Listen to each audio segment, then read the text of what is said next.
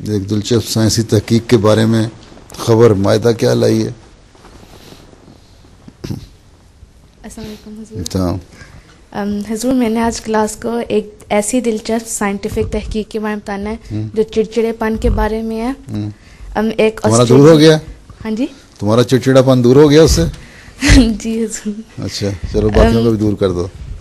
एक Australian psychologist है, यानी एक ऐसा साइंसदान जो दिमागी हालत स्टडी करता है। उसका ये कहना है कि अगर आप खफकी में रहें तो आप फैसले करने में ज़्यादा बेहतर होते हैं। क्या, किस में रहें? अगर आप खफकी में रहें। इनको बताओ भी, खफकी का मतलब क्या है? इनको तो आता ही नहीं है। खफकी का मतलब यानी if you always stay grumpy you can be better at decision making। और आप अगर लोगों से नाराज रहो, हाँ जी, तो फिर ज्यादा बेहतर डिसीजन ले लेते हो। हाँ जी। और क्या आप आसानी से बेवकूफ़ भी नहीं बनते। अच्छा, यानी आप गलेबल नहीं होते। अच्छा, ये भी मैं है। इस डॉक्टर कोई कॉम्प्लेक्स है कोई? अच्छा, आगे। इस डॉक्टर का नाम है प्रोफेसर फोरगैस, और उसने अपनी ये रिसर्च, अपनी ये थ्योरी ऑस्ट्रेलियन साइंस मैगजीन में पब्लिश की थी। हम कहते हैं हमेशा मुस्कुराते रहो, वो कहते हैं हमेशा नाराज रहो। हैं? हाँ जी। और वो ये कहते हैं कि जो ग्रम्पी पर्सन होता है, जो ज़्यादा खफकी में होता है, जो चिड़चिड़ा बंदा होता है, वो ज़्यादा मुश्किल काम कर सकता है। उसकी कारकर्दगी एक खुश मिजाज बंदे से ज़्यादा बेहतर होती है। और वो तो वैसे ही फ्रस्ट्रेट हुआ होता है, उसने काम क्या करना है? वो तो नाराज रहेगा, हर पास चिड़चिड़ी फेंकेगा, उधर मारेगा, उधर चीज़ें तोड़ेगा। ज़्यादा काम ये कर सकता है कि हर चीज़ को उठा उठा के फेंकेगा। जब तुम घर में चिड़चिड़ी होती हो तो कभी कभी पेंसिल फेंकती हो, कभी काफ़ी फेंकती हो, कभी अगर अम्मी अब्बा का डरना हो तो प्लेट भी उठा के तोड़ दोगी। हैं? उसका ये मानना है क्योंकि वो कहते हैं कि आपका उस वक्त दिमाग इंफॉर्मेशन को एक ज़्यादा बेहतर तरीके में प्रोसेस करता है। आपके दिमाग एक जगह नहीं देखता, वो सिर्फ एक चीज़ पे कंसंट्रेट रहता है, जिसकी वजह से आप ज़्यादा बेहतर काम करते हो और आप ज़्यादा बेहतर कम्युनिकेट कर सकते हो अगर आप खफकी में हो, अगर आप गुस्से हो, अगर आप ग्रम्पी हो, क्योंकि आप सोचते हो अपने आपने क्या करना है, फिर बोलते हो। उसका ये मानना है। लेकिन मैं और वो कहते हैं खफगी में तो हर आदमी जो मुंह में आए बक जाता है। और उसका ये भी मानना है कि जो वेदर है, अलग किस्म के मौसम भी आप पे ऐसे असर करते हैं। यानी कि जब बारिश होती है तो हम ज़्यादा चीज़ें हमें याद रहती हैं क्योंकि हम घर में बैठे रहते हैं और हमारी याददाश्त ज़्यादा स्ट्रांग होती है। और जब धूप होती है तो हम बाहर निकले होते हैं, हम खुश होते हैं, इसलिए हम भूल जाते हैं बातें। लेकिन हुजूर, मुझे नहीं लगता ये बिल्कुल सही बात है। मैं बिल्कुल तुम बिल्कुल ठीक कहती हो। उस डॉक्टर को कहो तुम मेरे ख्याल में मेंटल हॉस्पिटल चले जाओ। हैं? क्योंकि जिस तरह हमने कहा था, खफकी और फ्रस्ट्रेशन एक गुस्से का एक स्टाइल है गुस्से का। उसमें किस तरह हो सकता है? उसमें तो आदमी को वैसे ही बना रहा हो तो कुछ सोचने की समझने की सलाहियत नहीं रहती। हदीस में तो आया, गुस्सा आए ना तो ठंडे पानी की टूटी में खोल के ना पानी डालो ठंडा अपने ऊपर, ताकि गुस्सा हो, दिमाग ठंडा हो, तो फिर तुम ज़्यादा अच्छी तरह सोच सकते हो। ठीक है? इस्लाम में गुस्सा हराम है, इसलिए ये बात फिर गलत होती है। तो यही गलत है, ये हर जगह ही गलत है। कोई पता नहीं उसकी क्या मुराद है, इसका सारा खुलासा बना दिया बेचारी का। पूरा इसका आर्टिकल निकालो पहले रिसर्च का। हजूर, इसका आर्टिकल मैंने पढ़ा था तो उसमें उसने ऐसे किया था कि उसने 2 ग्रुप्स बनाए थे। एक ग्रुप ने खुशी वाली फिल्में देखी थी और एक ने सैड फिल्म्स देखी थी। और फिर उन्हें कहा गया था कि वो डिफरेंट टास्क्स करें। जिस तरह अर्बन मिथ्स होती हैं, यानी जो बातें कहानियाँ बनाई जाती हैं, उनमें उन्होंने सच और झूठ देखना होता है, पढ़ना होता है उनके बारे में, और फिर उन्हें एनालाइज करना होता है, उनकी गवाही देनी होती है कि ये सही है कि झूठी हैं। और उसमें जो बुरे मूड में थे लोग, जिन्होंने बुरी फिल्में देखी थी, उन्होंने ज़्यादा बेहतर आउट परफॉर्म किया था बनिस्बत जिन्होंने अच्छा किया था। इसलिए उसने ये लिखा था। देखो नहीं, वो तो और बात है ना कि ज़्यादा खुश रहे तो वो ज़्यादा, इसलिए कुराशी में भी अल्लाह में कहता है कि तुम लोगों को मोमिन के लिए अच्छी यही बात है कि जिसको अपने अंजाम का पता हो तो वो हंसे कम और रोए ज़्यादा। हैं? तो मतलब ये है कि हर वक्त हंसते ही ना रहो, हर वक्त तमाशे वाली फिल्में ना देखते रहो, सिर्फ तमाशे ना देखते रहो। हैं? हू हा ना होती रहे हर वक्त। हैं? क्लबों में जाके डांस गाने ना होते रहें, उससे तुम लोग भूल जाओगे सब कुछ, तुम्हारी अपना मकसद जो है। इसलिए मकसद को याद रखने, खफगी नहीं इसको कहना चाहिए, फिर इसको ये कहना चाहिए संजीदगी। जो संजीदा होते हैं वो ज़्यादा बेहतर परफॉर्म कर लेते हैं काम करने में। हैं? ठीक है? लेकिन मैंने फिर इसके खिलाफ भी सर्च किया, इस्लामिक भी और लाइक इंटरनेट वगैरह पे। तो मैं थोड़े से पढ़ सकती हूँ। अस्वाए इंसान कामिल हज़रत सल्लल्लाहु की सीरत के बारे में एक किताब है, और नबी करीम सल्लल्लाहु अलैहि वसल्लम की का मज़ाक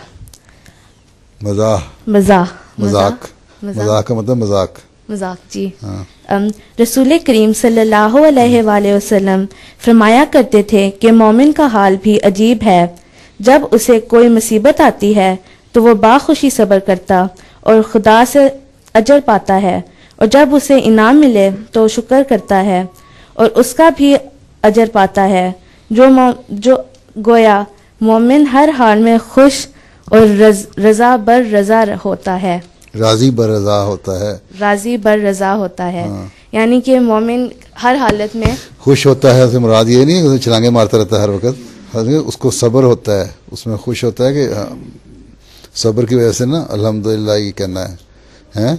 हर वक्त रोना धोना नहीं रहता कि दुनिया वाली कोई चीज़ ना मिले, मसलन फ़लाँ चीज़ की तुम्हें ख्वाहिश है वो नहीं मिले तो रोना धोना शुरू कर दो, हैं? ठीक है, नहीं मेरी किस्मत में थी, नहीं मिली, कोई बात नहीं, हैं?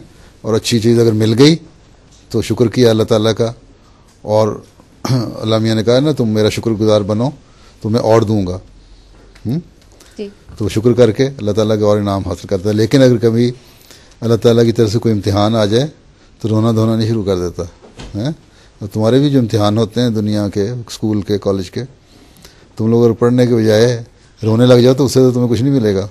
मेहनत करोगी तो कुछ मिलेगा ना।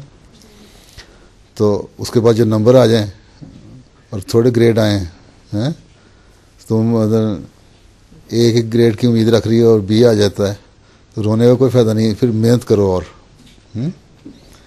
तो खुशी, ये खुशी है। खुशी से मुराद ये है, खुशी से मुराद ये नहीं है जो आजकल के दुनियादार करते हैं, क्लबों में जाके ऊहा कर ली, डांस गाने कर लिए हैं, अच्छी हंसाने वाली या बेहुदा किस्म की फिल्में देख ली हैं, ये चीज़ें नहीं। ठीक है ना। तो बड़ा थोड़ा सा फ़र्क है इसमें, खुशी में और गमी में मोमिन की, कि ये जो भी हालात उस पर आते हैं उसको वो अपनी तरफ से पूरी कोशिश करता है उन हालात से मुकाबला करने की, निपटने की, उनको अच्छे तौर पे उसके नतीजा लेने की, अच्छे रिज़ल्ट आएँ। लेकिन अगर अल्लाह ताला की मर्ज़ी नहीं है तो जो नतीजा निकल गया उस पर वो राज़ी होता है, उसी पे वो खुश हो जाता है। ये खुशी से मुराद है, यहाँ दांत निकालने वाली खुशी की नहीं है। ठीक है ना। हुआ या छलांगे मारनी या डांस करने या सड़कों पर जाते हुए जो लड़कियां लड़के बाज़ बहन देखा है, एक आता है दौड़ता हुआ दूसरे के कंधे पे हाथ रख के छलांग मार के आगे निकल जाता है, तो ये किस्म की जो बेहूदगियाँ होती हैं, ये खुशियाँ नहीं होती। समझ आई? तो ये उस डॉक्टर की मुराद में रखा कुछ और है, इसका पूरा प्रिंट आउट निकाल के ना मुझे देना। जी ज़रूर। मैं आपको थोड़ा सा बता दूं? हाँ, मैं थोड़ा सा अगली रिसर्च भी बता दो। हाँ, मैंने ये भी पढ़ा था कि जब आप स्माइल करते हैं तो आप ये सीखते नहीं हैं। आप एक छोटे बेबी से भी कहेंगे या अगर आप उसे देखेंगे तो वो भी स्माइल करेगा, यानी ये सीखने वाली कोई चीज़ नहीं है। और जब आप स्माइल करते हैं आपके मसल भी थोड़े यूज़ होते हैं, यानी ये ज़्यादा आसान होता है। अगर आप फेक स्माइल भी करें तो आप ज़्यादा खुश महसूस करते हैं। और एक और बात मुझे पढ़नी थी कि हमारे नबी करीम सल्लल्लाहु अलैहि वसल्लम से बड़ा कर कौन है जिससे मुकाम रज़ा नसीब हुआ हो, रज़ा नसीब हुआ हो। नबी करीम सल्लल्लाहु अलैहि वसल्लम हमेशा खुश रहते, मुस्कुराना आप सल्लल्लाहु अलैहि वसल्लम की आदत थी। आपने अपने सहाबा को भी तलकीन फरमाते थे कि किसी नेकी को हकीर मत समझो, ख्वाह वो मुस्कुराहट से पेश आने की नेकी हो। हज़रत आयशा रज़ियल्लाहु अन्हा फरमाती हैं कि रसूल करीम सल्लल्लाहु अलैहि वसल्लम घर में हमेशा खुश और हंसते मुस्कुराते वक़्त गुजारते थे। इससे फिर आखिर में मैंने इसकी कंक्लूजन ये निकाली है कि ये जो प्रोफेसर है इसने एक मोमिन के साथ रिसर्च नहीं की, क्योंकि अगर वो मोमिन के साथ करता तो उससे ये पता चल रहा था कि वो हमेशा रज़ा है। नहीं, इसने मेरा ख्याल किसी अक्लमंद के साथ भी नहीं की। बस, अल्लाह हाफ़िज़, अस्सलाम वालेकुम।